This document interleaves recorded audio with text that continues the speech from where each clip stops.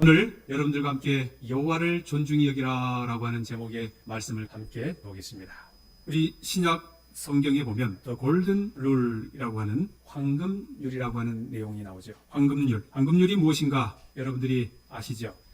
황금률은 바로 이것을 말하는 것입니다. 마태복음 7장 12절에 있는 말씀인데 같이 읽어볼까요? 시작. 그러므로 무엇이든지 남에게 대접을 받고자 하는 대로 너희도 남을 대접하라. 이것이 율법이요 선지자니라. 대접 받고 싶으십니까? 그러면 대접해라 하는 것입니다. 내가 대접하지 않고 대접을 받으려고 하면 도둑놈입니다. 그러니 이 성경에 말씀하기를 대접을 받고자 원하면 대접을 하라. 그렇게 말씀을 하시는 것입니다. 예수님께서 내가 무슨 일에든지 다른 사람에게 대접을 받기를 원한다고 하면 내 자신을 살펴보고 너도 모든 일에서 다른 사람을 먼저 대접해 주라고 그렇게 말씀을 하시는 것입니다. 이것이 신약의 황금률인 거예요. 내가 무엇이든 하나님께 대접을 받고 싶은가? 그러면 너가 하나님을 하나님으로 대접을 하라는 것입니다. 우리가 하나님을 바로 믿고 바로 섬기지 않으면서 하나님의 마음을 제대로 알지 못하면서 우리가 하나님께 무엇을 받기를 원한다고 하면 그것은 안 된다는 것입니다. 그래서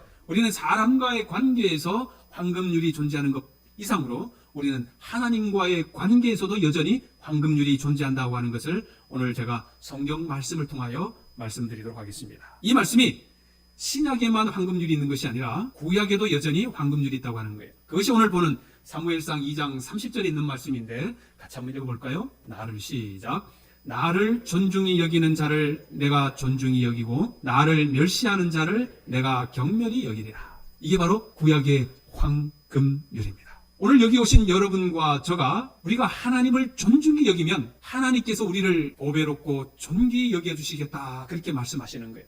반대로 우리가 하나님을 깔보고 하나님을 별것처럼 그렇게 여기고 하면 하나님께서 또한 우리를 별것 아닌 그러한 존재로 대하시겠다 그런 내용의 말씀인 것입니다. 자, 그래서 우리는 하나님을 존중히 여겨야 한다 그 말씀인 거예요. 오늘 우리가 사무엘상 2장에 있는 말씀을 보게 되는데 이 말씀에 보면 하나님께서 참으시고 또 참으시는 그러한 내용의 말씀을 보게 되는 것입니다. 엘리와 엘리의 제사장의 가정에 하나님께서 더 이상 참지 못하겠다고 하는 그 말씀을 하나님이 말씀하시는 거예요. 너희들이 나를 하나님으로 대접하지 않았기 때문에 나도 너희를 멸시하고 너희를 경멸히 여길 것이다. 그렇게 우리에게 말씀하는 것입니다. 그러면 여러분, 왜 엘리 제사장과 엘리의 자녀들이 그렇게 하나님께 책망을 받았는가 우리가 한번 살펴보아야 하는 것입니다. 오늘 성경 본문에 보면 엘리 제사장과 그의 가정의 모습을 보면서 하나님께서 우리에게 주시는 영적인 교훈이 무엇인지를 우리가 생각하고 깨닫게 되어야 하는 것입니다. 그래서 엘리 가정에 엄청난 재앙을 선포하시는 그 선포를 보면서 우리는 이렇게 살면 안 되겠다고 하는 것을 우리가 깨달아야 되는 것입니다. 2장 30절에 있는 말씀입니다. 같이 한번 읽어보겠습니다. 그러므로 시작. 그러므로 이스라엘의 하나님 나 여호와가 말하노라. 내가 전에 내 집과 내 조상의 집이 내 집에 영영히 행하리라 하였으나 이제는 결단코 그렇게 아니하리라. 자, 여기 보니까 전에는 내가 너의 집에 영영히 내 앞에 있겠다 그렇게 말씀했는데 이제 아니다. 끝났다 말씀하는 거예요. 이제 나 여호와가 말하노니 결단코 그렇게 아니하리라. 이제 너 집 끝났다 이렇게 말씀하시는 거예요. 지금까지 너를 영영히 지켜주시겠다고 보호했는데 내가 이제 그거 말 뭐 하겠다고요? 거둬들이겠다는 것입니다. 철수하겠다는 것입니다. 하나님께서 여러분들의 가정을 하나님께서 지켜주시고 보호해 주시겠다 그렇게 말씀하신 걸 여러분들 믿으십니까? 그런데 어느 순간인가 하나님이 여기 엘리의 가정에 말한 것처럼 이제 나 여호와가 그렇게 안 하겠다. 그렇게 하시면 어떻게 돼요? 큰일 나죠. 그런 일이 없어야 되겠죠. 제사장은 그 조상 때부터 내려오던 그 제사장의 귀한 직분을 박탈당하는 것입니다. 이제 이 가정이 몰락을 하게 되는 거예요. 그리고는 31절에 무슨 말씀하시냐면 이렇게 31절에 보라 내가 내 팔과 내 조상의 집 팔을 끊어 내 집에 노인이 하나도 없게 하는 날이 이를지라. 그 집에 자녀가 태어나도 다 단명하겠다는 것입니다. 재앙입니까? 재앙. 이 엘리 가정에 환난을 당하게 되는 것입니다. 특히 젊은 사람들이 다 죽고 이제는 늙은 사람들이 없게 될 것이라고 말씀하는 거예요. 엘리 제사장은 영적인 지도자였고 그는 모든 사람들의 본이 되어야 할 그러한 가정이었음에도 불구하고 이 가정이 몰락하게 된 이유는 무엇일까? 우리가 이 말씀을 통해서 몇 가지를 좀 살펴보도록 하겠습니다. 자, 그 첫 번째가 뭐냐? 제사장의 가정이었음에도 불구하고 죄가 많은 가정이었다는 것입니다. 그 가정이 죄악이 가득했던 거예요. 이것이 엘리 제사장의 아들의 모습을 통해서 알 수가 있게 되는 것입니다. 엘리에게는 아들이 2명 있었죠. 홈리와 비나스. 이 두 사람을 성경은 뭐라고 표현하는 거 아니? 이렇게 표현합니다. 엘리의 아들들은 불량자라. 오늘날로 하면 저 목사의 아들들이 뭐라고요? 불량자라. 자, 그러면서 여기 여호와를 알지 아니하니라. 그러니 엘리의 아들들은 여호와를 알고 싶은 마음이 없어요. 성경 공부를 하고 싶은 마음이 없어요. 예배드리고 싶은 마음이 없어요. 하나님께 가까이 하고 싶은 마음이 없어요. 여호와를 알지 아니하는 거예요. 관심이 없는 거예요. 아버지는 하나님의 제사장으로 그 제사를 집례하고 하나님을 만나는 하나님의 일을 하는 사람인데 그의 두 아들은 하나님을 알지 못하는 사람이라. 그렇게 성경은 말하고 있는 거예요. 불량자다. 여러분, 이 불량자라고 하는 이 말을 다른 성경에는 어떻게 표현했는가 제가 살펴보니까 이렇게 표현했어요. 한글 킹 제임스 버전에는 벨리알의 아들이다. 벨리알이 뭐예요? 사탄의 아들이라. 공동 번역에는 망나니들이라. 이해가십니까? 어떤 사람들인지? 현대인의 성경에는 불량배들이라. 현대어 성경에는 쓸모없는 자식들이라. 제사장의 아들이 이 정도쯤 되면 알겠죠. 그냥 오늘날로 말하면 동네 건달쯤 되는 것이요. 건달. 제사장의 아들이 이렇게 행실이 불량하고 하나님을 알지 못했다고 하는 것은 이 엘리 제사장이 그 아들들에게 어떻게 하나님의 말씀을 가르쳤는지를 뻔히 알게 되는 것입니다. 아마 그 가정에는 가정 예배가 없었던 것 같아요. 더 이상 아버지는 그 가정에서 자녀들에게 신앙적인 교육을 하지를 못했던 거예요. 이 사람의 마음에 하나님에 대한 인식이 없을 때, 하나님에 대한 두려움이 없을 때 죄가 그를 다스린다 그런 것입니다. 적어도 우리는 이 세상에 살면서 하나님에 대한 이 두려움은 우리가 가지고 있어야 돼요. 그래야만이 그 하나님에 대한 두려움 때문에 우리는 죄와 거리가 멀어지게 되는 것입니다. 그래서 이 하나님에 대한 두려움이 없어지게 되면 사람들이 대범해져요. 대범해진다고 하는 것은 다른 말로 하면 죄에 대한 접근성이 아주 가까워진다는 것입니다. 그래서 막 죄를 얼마든지 짓는 거예요. 며칠 전에 한 젊은 청년이 또 또래 청년 죽였죠. 정유정. 예. 그런데 그 기사에 옆에 이렇게 뜬 내용을 보니까 살인하고 싶었다고. 와, 소름이 그냥 확 돋는 거예요. 소름도 어떤 사람이 과연 살인하고 싶은 충동이 일어날까요? 대부분의 사람은 홧김에 그죠? 어떻게 하다가 보니까 대부분 이렇게 살인을 저지르게 되는데 아주 의도적으로 살인하고 싶었다. 그래서 살인을 저지른 사람이 몇 명이나 되겠냐고요. 그것도 정말 젊은 여성이 말이죠. 누가 없어서 그래? 하나님에 대한 두려움이었기 때문에. 하나님에 대한 인식이 사라질 때에 이 사람은 걷잡을 수 없는 이 죄의 구렁텅이로 빠지게 되는 것입니다. 그래서 로마서 1장에 보면 이런 말씀이 나오죠. 사람들이 하나님을 마음에 두기 싫어할 때에 어떠한 삶을 살아가는지를 보여주는 거예요. 짐승과 버러지의 삶으로 살아가는 거예요. 하나님 없는 삶. 그래서 그들은 어떻게 되느냐? 그 마음의 정욕대로 내어버려두고 부끄러운 욕심대로 하나님께서 내어버려두고 그의 상실한 마음대로 내어버려두신다고 하나님이 하시는 거예요. 조그마한 영의 역사가 임하도록 그 마음의 문이 있어야 되는데 그 역사마저 다 사라져버린 거예요. 그래서 그들은 온갖 죄를 짓고 결국은 영적인 죽음을 당할 수밖에 없게 되는 것입니다. 바로 엘리의 그 아들들이 그러한 삶을 살게 됐던 것이에요. 백성들이 드리는 하나님의 제물을 자기 마음대로 취하는 거예요. 그리고는 회막에서 봉사하는 그 수종드는 여인들과 함께 동침을 하고 음행을 하는 거예요. 제사장의 아들이니 아무도 건드릴 사람이 없는 거예요. 그러니 엘리의 아들들은 아주 그냥 마음 놓고 죄를 짓는 거예요. 2장 17절에 보면 이렇게 표현합니다. 이 소년들의 죄가 여호와 앞에 심히 크면 자 그들이 시작 그들이 여호와의 제사를 멸시하였더라. 여호와의 제사를 멸시한다. 이 멸시하다 이 말은 무슨 말인가? 이 제사는 피가 없는 헌물을 일반적으로 말하지만 여기서 특별히 희생제사, 즉 피 없는 제물을 의미하는 거예요. 여호와의 음성을 듣지 못한 이 아들 홈리와 비느하스가 피 있는 제사를 멸시한다는 것입니다. 이것은 하나님께서 우리를 대속해 주시는 그 죄사함의 은혜를 아주 그냥 비웃고 깔본다고 하는 거예요. 하나님의 십자가의 구속을 전혀 받아들이지 않는 거예요. 예수님이 당신을 십자가의 사랑으로 사랑하셨습니다. 그 다음엔 뭐예요? 우리는 아멘 하지만 이러는 거예요. 콧방귀 끼는 거예요. 그게 여호와의 제사를 멸시하는 거예요. 그들이 말합니다. 죄사하는 건 뭔 죄사함이야. 그냥 잡아온 고기나 먹으면 되지. 이것은 뭐냐?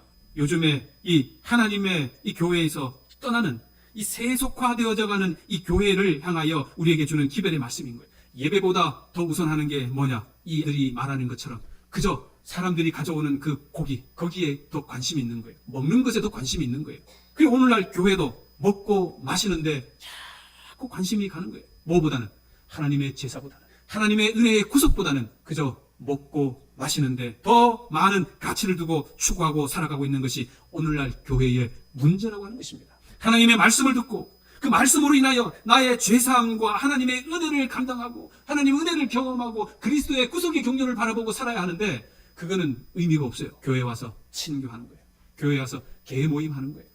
하나님의 말씀인 죄사함과 회개의 중요성보다 먹고 마시는 축복을 더 강조하게 되는 것은 여호와의 제사를 멸시하는 행위다 이 것입니다. 오늘 여러분과 제가 속한 우리 교회는 이러한 일들이 결코 일어나서는 안 되는 것입니다. 그렇게 한다고 하는 것은 그 가정이 몰락하는 것과 동일한 거예요. 여호와께 드리는 제사, 이 예배는 먹고 마시는 데 있는 것이 아니라 죄사함과 회개와 그리고 이 거룩함이 동반된 그러한 것에 우리의 모든 목적을 두어야 한다고 하는 것을 여러분과 저는 명심하고 여기에 이 문제를 두고 기도하는 여러분과 저가 되기를 간절히 소망합니다. 이 엘리의 두 아들 홈니와 비나스의 가장 큰 죄는 어떤 죄인가? 그의 가장 큰 죄는 하나님을 하나님으로 생각하지 않는 거예요. 하나님을 하나님으로 생각하지 않아요. 이 땅에서도 부모님을 부모님으로 생각하지 아니하면 그 사람은 어떤 사람이에요? 어떤 자식이야? 불효자식, 고로 자식이라고. 하나님을 하나님으로 생각하지 않는 성도는 있을 수가 없는 거예요. 여러분들 하나님을 하나님으로 생각하십니까?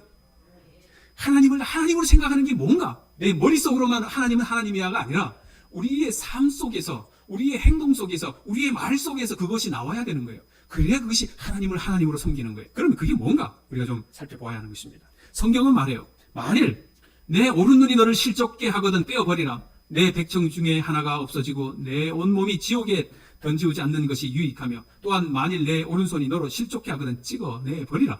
내 백체 중 하나가 없어지고 온몸이 지옥에 던지우지 않는 것이 더 유익하니라. 이만큼 죄가 뭐하다는 것입니까? 무섭다고 하는 거예요. 우리가 이 땅에서 우리의 눈이 나를 자꾸 죄악을 범하게 한다고 하면 이 눈이 없는 게 낫다는 거예요. 눈 없이 하늘나라 가는 게 낫다는 것입니다. 눈 가지고 지옥불에 들어가는 것보다는 낫다는 거예요. 우리는 죄를 심각하게 생각하셔야 됩니다. 그런데 아버지 엘리는 그 자녀들의 죄를 알면서도 그 죄를 막지를 못한 거예요. 그것이 문제인 거예요. 자, 2장 24절에 같이 읽어봅시다. 그들에게 시작. 그들에게 이르되 너희가 어찌하여 이런 일을 행하느냐? 내가 너희의 악행을 이 모든 백성에게서 듣노라. 내 아들아 그리 말라. 내게 들리는 소문이 좋지 아니하니라. 너희가 여호와의 백성으로 번각케 하는도다.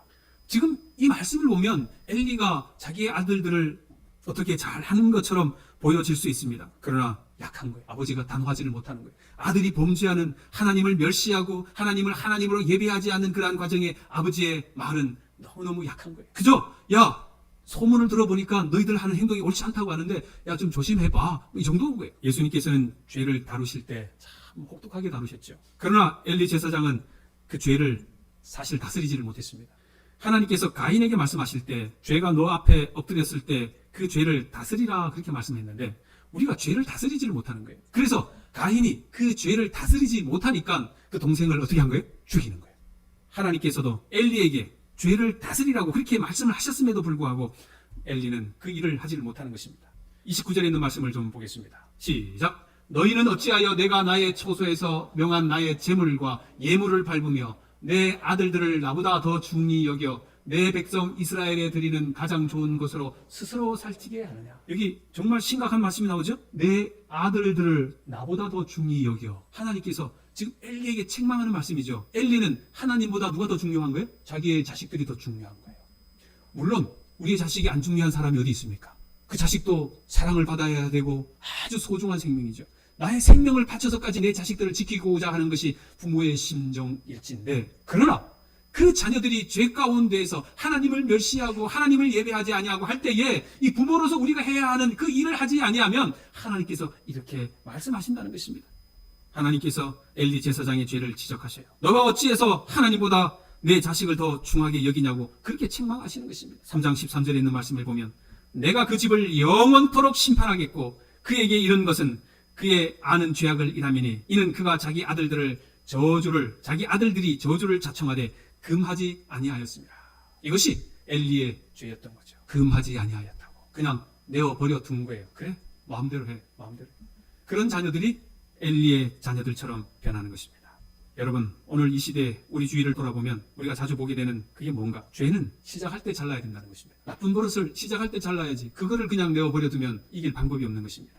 우리 자녀를 키울 때 아이들이 기 죽는다고 나무라지 않는 부모들, 물론 기는 살려야 되겠지만 그러나 그 기가 너무 커서 큰 범죄 행위로 이어질 수 있다고 하는 사실을 우리가 깨달아야 되는 것입니다. 기 살려주는 것과 죄를 죄라고 알려주는 것은 다른 것이죠. 우리 사랑하는 성도 여러분, 우리 자신을 이 말씀에 한번 우리가 서로 비춰봅시다. 내가 혹시나 내 가정에 일어나는 죄에 대하여 무관심하진 않은가? 나와 및 나의 자녀들이 하나님을 두려워하지 않고 하나님께 예배하는 예배에 대하여 무관심하고 죄를 짓는 모습을 알면서도 그걸 막지 않고 그렇게 한다고 하면 오늘 이 시간 우리는 주님 앞에 기도하십시다. 하나님이 어떠한 분인지를, 하나님이 백성들을 어떻게 어떠한 삶으로 살아야 하는지를 가르칠 수 있는, 영적으로 깨어있는 그러한 사람이 되게 해달라고 우리가 기도해야 되지 않겠습니까? 예배를 멸시하고 거짓을 행하고 죄를 짓는 모습을 알면서도 그것을 막지 않는다고 하면 우리는 엘리의 가정이 돌이킬 수 없는 길을 걸어갔던 것처럼 우리 또한 그렇게 될 수밖에 없다고 하는 것이죠.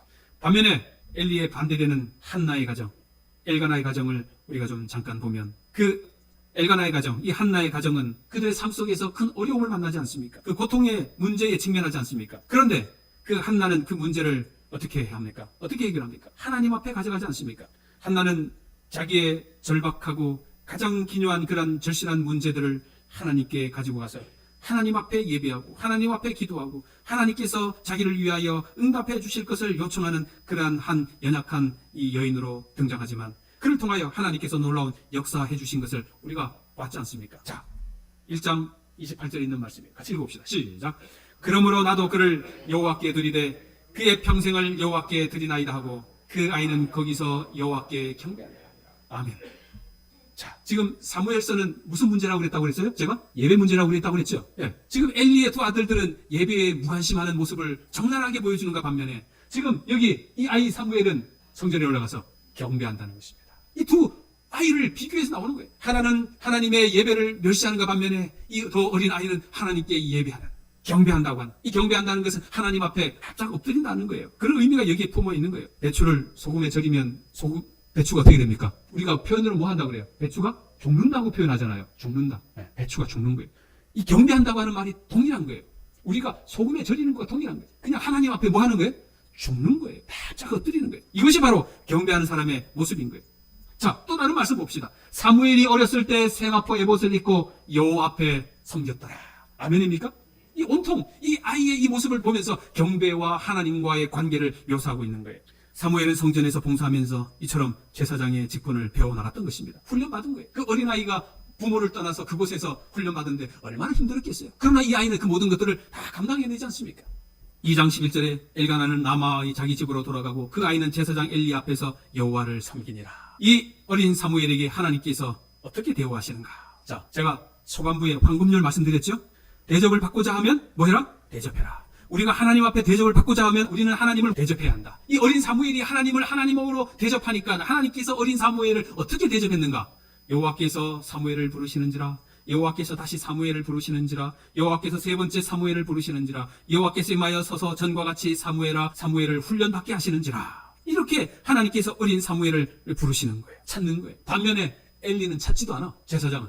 그리고 늘 사무엘과 함께 하셨다고 성경은 기록하는데, 자, 3장 19절에 초반부에 같이 읽어봅시다. 시작. 사무엘이 자라매 여호와께서 그와 함께 계셔서. 아멘. 사무엘이 장성해서 사무엘이 가는 곳마다 하나님께서 그와 함께 하셨다고 하는 내용을 여기 쭉 말씀해 주시는 것입니다. 하나님을 내 삶의, 내 영혼의 주인으로 섬길 때 여기 한나와 사무엘의 기도에 응답하신 것처럼 우리의 기도에 응답하신다는 것입니다. 하나님의 기도에 응답하기를 원하십니까? 그렇다고 하면 우리의 삶의 전부를 하나님을 최고의 하나님으로, 하나님을 나의 최고의 하나님으로 그렇게 모시는 여러분과 저가 되기를 간절히 소망합니다.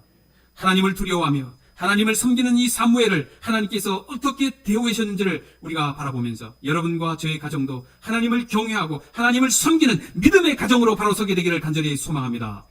황금률, 골든룰, 신약에만 황금률이 있는 것이 아니라 제가 구약에도 황금률이 있다고 제가 아까 말씀을 드렸어요. 그 황금률이 뭔가 다시 한번 읽어봅시다. 시작. 나를 존중히 여기는 자를 내가 존중히 여기고 나를 멸시하는 자를 내가 경멸히 여기리라. 뭐가 하나님을 존중히 여기는 것인가? 그걸 알아야 되겠죠. 무엇이 하나님을 멸시하는 것인가? 그걸 알아야 되겠죠. 이걸 모르면 안 돼요. 자, 여기 칼 바르트가 이런 말을 했습니다. 한번 읽어보실래요? 시작.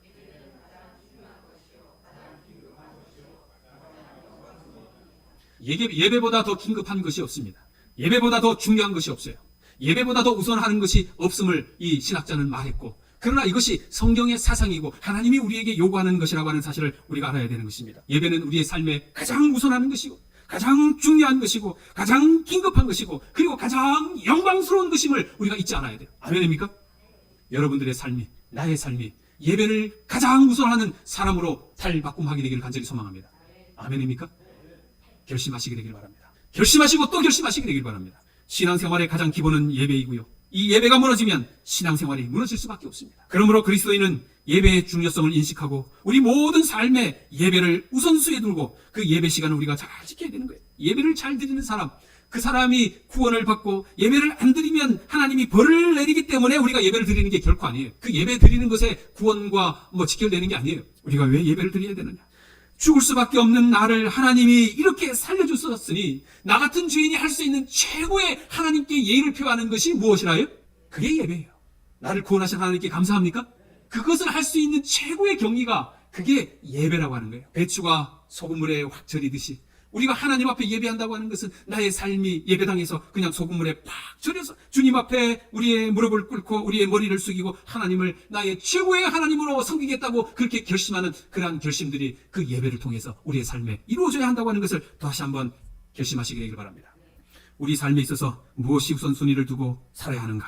그 첫째가 예배임을 여러분들 꼭 명심하시게 되기를 바랍니다. 그래서 하나님께서 우리에게 말씀하시는 게 있잖아요. 아버지께서 참되게 예배하는 자들은 영과 진리로 예배할 때가 오나니 곧 이때라. 아버지께서는 자기에게 이렇게 예배하는 자들을 찾으시는 남은 자손이 뭐가 남은 자손입니까? 마지막 때 이렇게 하나님께 올바로 예배하는 자들을 하나님이 지금 찾고 계시다고 하는 거예요. 그것이 이 남은 자손이에요. 그것이 제칠의 안식일 예수 재림교회여야 해요. 그래서 재림교회는 이 예배를 중요시해야 되는 거예요. 그래야 그게 하나님의 남은 자손이 되는 것입니다.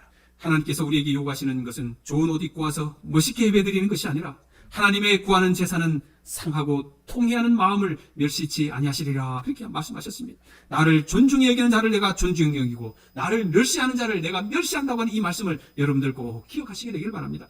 제사장의 신분이요 당시에 높은 위치에 있었던 지도자였지만 그 삶 가운데 하나님을 바로 알지 못하고 하나님을 알아주지 않을 때 하나님께서는 그 가정을 그냥 놓아버리시는 거예요. 하나님의 손이 놓아버리면 그 가정이 어떻게 되는지를 우리가 봤지 않습니까? 그러나 우리가 하나님을 경외하고 또 우리 자신에 있는 그 모습 그대로 하나님과의 약속을 지키고 말씀대로 섬기는 삶을 살아갈 때 하나님께서 사무엘을 일으켜 세우는 것처럼 오늘 여러분과 저도 그 일으켜 세워주신다고 하는 말씀을 우리가 꼭 기억해야 하는 것입니다.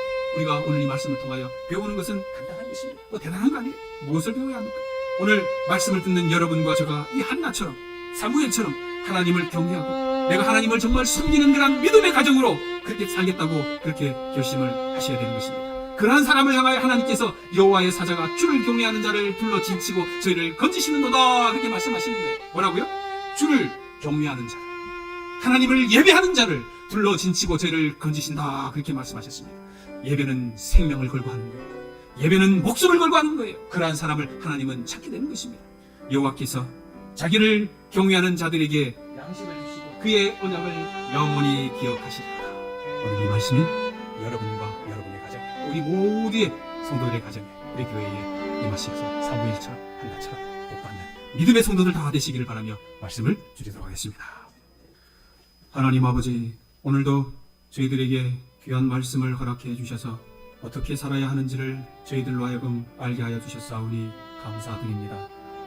엘리의 두 자녀들, 그들은 불량자라 여호와를 알지 아니하였다 그렇게 했고 그들은 여호와의 제사를 멸시했다 그렇게 했습니다. 아버지 하나님, 우리는 이 엘리의 두 아들처럼 하나님께 예배하는 이 예배를 멸시하지 않게 해주시고 우리는 사무엘처럼 경배하고 예배하는 믿음의 가정으로 살 수 있도록 도와주시옵소서.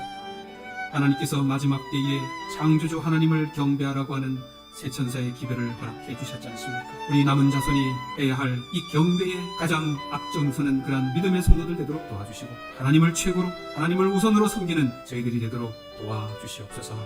이제는 하나님의 크신 사랑과 예수 그리스도의 무한하신 은혜와 성령님의 돌보아 주심이 오늘 말씀을 듣고 순종하기로 결심한 주의 백성들에게 영원히 함께해 주시기를 간절히 축원하옵나이다.